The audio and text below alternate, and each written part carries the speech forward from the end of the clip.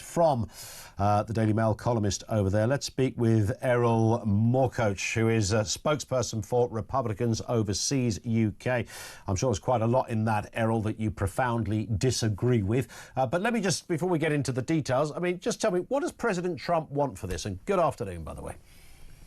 Well, good afternoon. And I think what President Trump wants above everything else is misdirection that will lead to peace.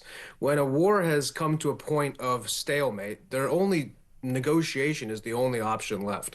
And to actually bring this awful war to an end, to culminate it, you need to look at the U.S.'s place in the world and the fact that Marco Rubio, our Secretary of State, has pointed to a multipolar world order, the U.S. not being an indispensable nation.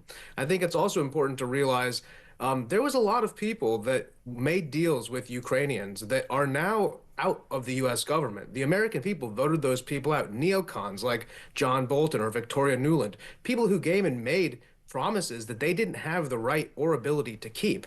And now you're in a situation where you could have had this peace deal potentially, and you didn't. Fast forward 3 years later, millions of dead bodies, same exact result. Russia is not defeatable on their border. They can't project power like the Americans, but you certainly can't defeat them on their own border. So now it's a question of how long do you want to do this? If you look at in Korea, Eisenhower signed an armistice. Okay, it wasn't a surrender but you know what happened? We have South Korea today. You know, things can get better when you look for peace. We had the extension of the war in Vietnam because of a fear of optics. You had an extension of the World War I because of a lack of collaboration. So Donald Trump, he's a deal maker, and he's pushing the envelope to some degree, and he's obviously making the headlines, and he's saying things that people can't quite figure out. And I think that's part of, you know, who the Donald Trump character is. But it's not at all as lost moment. It's not as though we are here to abandon Ukraine. And I've been on media all the last day, effectively hearing people call Donald Trump Neville Chamberlain. So he's Hitler, and he's Chamberlain. What an interesting ability for this man to go from the left. I get that, and you know, people throw those very easy sort of cheap remarks in there. But in terms of Putin, we do know a little bit more about his backstory. I mean, would you acknowledge, Erol, that Mr. Putin, President Putin, invaded a sovereign country? Oh, absolutely. Vladimir Putin is not our friend. Russia is a barbaric aggressor, and in every shape or form, they are to be condemned.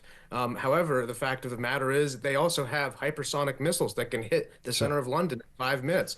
They have fifth-generation stealth fighters, and they have a larger standing army than all of Europe combined. Yeah. So that's the reality of the situation. So that's what Trump is doing, essentially. It's more of a security thing.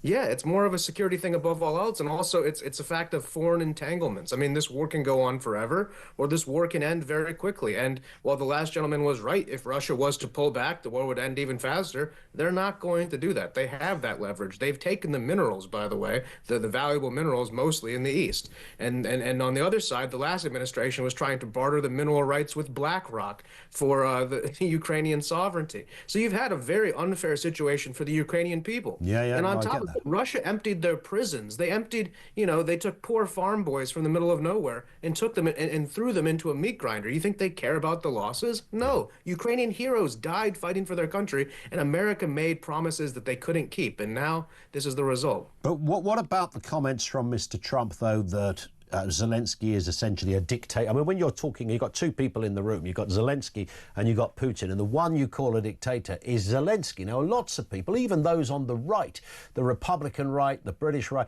have said, it's going a bit far, isn't it? I mean, really? Is he a dictator? He might not be. I've never thought he's a particularly smart operator. I think the world has kind of bought into this guy that wears jumpers and combat trousers and sort of romanticised his position somewhat. But nonetheless, I'm not sure he's a dictator.